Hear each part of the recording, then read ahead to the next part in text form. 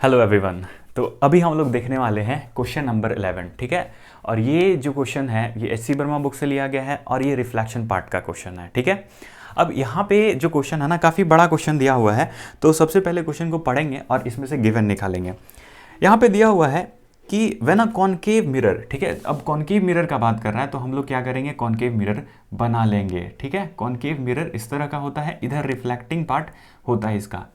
अब इसमें बोलता है when a concave mirror is placed facing the sun. ये यहाँ पे मान लो कि यहाँ पे सन है, ठीक है।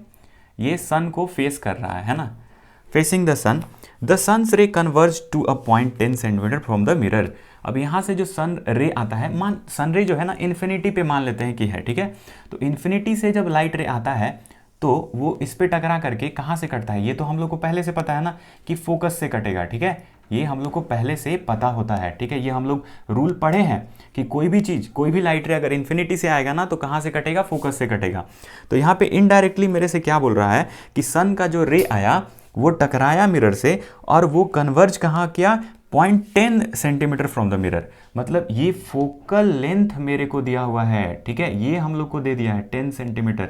तो जल्दी से हम लोग गिवन में इस चीज़ को मेंशन कर लेंगे कि फोकल लेंथ हमारा जो एफ है, फोकल लेंथ स्मॉल एफ, वो कितना है, 10 सेंटीमीटर है। और क्योंकि ये कॉनकेव मिरर है तो लेफ्ट साइड में इसका फोकस होता है, इसीलिए हम लोग यहाँ पे माइनस साइन लेंगे, -10 सेंटीमीटर लेंगे। आगे बोलता है कि now an erect 2 centimetre long pin is placed.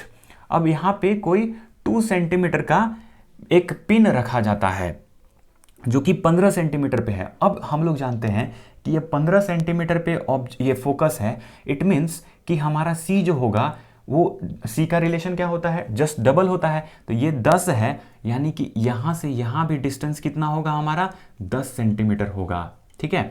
अब बोला जाता है कि जो पिन रखा गया है वो 15 सेंटीमीटर पे रखा गया है, तो यहाँ मिरर से तो ये 10 हो गया और यहाँ पे मतलब इस जगह पे पिन को रखा गया होगा बीच में, है ना। ये 10 और इधर से 5 लिया गया।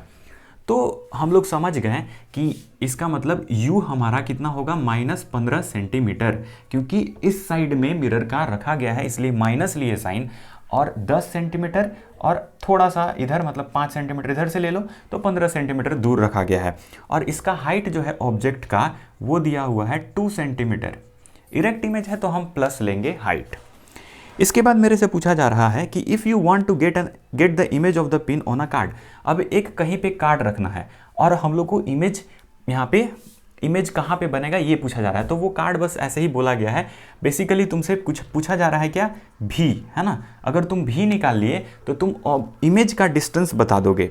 इसके बाद इसमें बोला जा रहा है कि नेचर बताना है और हाइट ऑफ इमेज। मतलब हम लोग से HI भी पूछा जा रहा है और नेचर भी पूछा जा रहा है, ठीक है। तो देखो थोड़ा सा अगर ध्यान दोगे ना तो ये जो केस है ये वो वाला केस है जो हम लोग ऑब्जेक्ट को रखते थे ना, सेंटर C और F के बीच में ऑब्जेक्ट को रखते थे तो इमेज कहाँ बनता था, याद है, बियॉन्ड C बनता था। ये वाला केस पे क्वेश्चन पूछा गया है। तो चलिए अब इसको हम लोग बनाते हैं। तो सबसे पहले हम लोग निकालेंगे, क्योंकि U है, V है और F है, तो हम लोग U और F दिया हुआ है तो भी हम लोग निकाल लेंगे यहाँ पे। तो सिंपल सा फॉर्मूला लगाएंगे, मिरर फार्मूला, ठीक है। मिरर फार्मूला क्यों लगा रहे हैं, क्योंकि हमारे पास U है, F है और मिरर फार्मूला ये तीनों चीज़ को रिलेट करता है, 1/v + 1/u = F।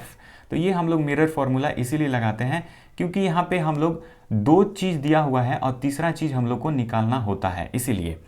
तो 1/v हम लोग को निकालना है और u कितना है भाई, -15, तो यहाँ पे हम लोग -15 ले लेंगे। और फोकल लेंथ कितना है, फोकल लेंथ -10 है तो 1/-10, ठीक है। अब 1/v = इसको उधर भेजेंगे तो ये हो जाएगा -1/10 और ये उधर जा करके ये जो है माइनस में है इधर आकर के प्लस में हो जाएगा 1/15, राइट। अब इसको थोड़ा और सॉल्व करते हैं, एलसीएम लेंगे। 10 और 15 का एलसीएम हो जाएगा 30। 10 से डिवाइड करेंगे 30 को तो -3 प्लस 15 को डिवाइड करेंगे 2 और 2 × 1 2, -3 और +2 -1/30। तो 1/v = -1/30। अब मेरे से भी पूछा है, रेसिप्रोकल करेंगे इसका तो v = -30 सेंटीमीटर। ये हमारा निकल गया, ठीक है। अब देखो इससे ये भी पता चल गया, माइनस साइन से ये हम लोग को पता चला कि इस साइड इमेज बना है, ठीक है। और हम लोग रे डायग्राम से भी जानते हैं कि इस साइड ही इमेज बनेगा। तो कितना दूर पे बना कार्ड, हम लोग को कितना दूर रखना पड़ेगा, 30 सेंटीमीटर रखना पड़ेगा, ठीक है, टुवर्ड्स द मिरर। मिरर के सामने 30 सेंटीमीटर दूर हम लोग को कार्ड रखना पड़ेगा, ठीक है। अब हम लोग नेक्स्ट क्वेश्चन पे आते हैं। यहाँ पे हम लोग से पूछा गया है HI। अब हम लोग मैग्निफिकेशन फॉर्मूला, जहाँ भी HI है ना, HO ये सब चीज़ हो, हाइट पूछे मेरे से, वहाँ पे हम लोग क्या लगाएंगे, मैग्निफिकेशन का फॉर्मूला लगाएंगे। तो मैग्निफिकेशन का फॉर्मूला हमारा ये है, देखो पिछले क्वेश्चन में हम लोग किए थे। मैग्निफिकेशन का सिंपल फॉर्मूला होता है, एक होता है -B/U और दूसरा होता था HI/HO। तो ये फॉर्मूला याद रखना है, इसी से हमारा हाइट वगैरह कैलकुलेट हो जाता है। अब भी का वैल्यू हम लोग को पता है, ठीक है, भी का वैल्यू कितना है, -30। तो ये माइनस इसका और एक माइनस भी का, तो ये हो गया। और u हमारा कितना है, u हमारा है -15, तो यहाँ पे हम लोग -15 रखेंगे। और HI हम लोग को फाइंड आउट करना है, तो HI को ऐसे ही छोड़ देंगे। और HO जो है, हाइट ऑफ ऑब्जेक्ट 2 सेंटीमीटर दिया हुआ है, यहाँ पे हम लोग 2 सेंटीमीटर रख देंगे, ठीक है। ये माइनस इसको काट दो। अब ये बचा क्या मेरे पास, -30/15 इज इक्वल टू HI/2। इस 15 से 30 को काटो तो 2 आ जाएगा, तो -2 इज इक्वल टू HI/2। अब ये 2 को इधर भेजोगे तो -2 × 2 इज इक्वल टू HI। तो हमारा आंसर आ जाएगा, HI का वैल्यू कितना आएगा भाई, ये दोनों मल्टीप्लाई होकर के -4, ये हमारा आंसर आ जाएगा -4 सेंटीमीटर, ठीक है।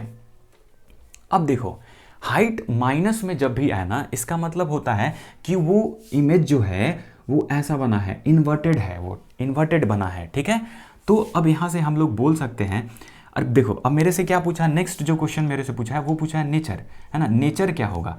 अब भाई उल्टा बना है ना, इमेज कैसा बना है, उल्टा, मतलब इन्वर्टेड बनेगा इमेज, तो एक तो इन्वर्टेड। और ये चीज़ हम लोग जानते हैं कि जब इन्वर्टेड बनता है तो उसके साथ में रियल भी लिखते हैं, तो रियल एंड इन्वर्टेड इसका नेचर ऑफ इमेज हो जाएगा।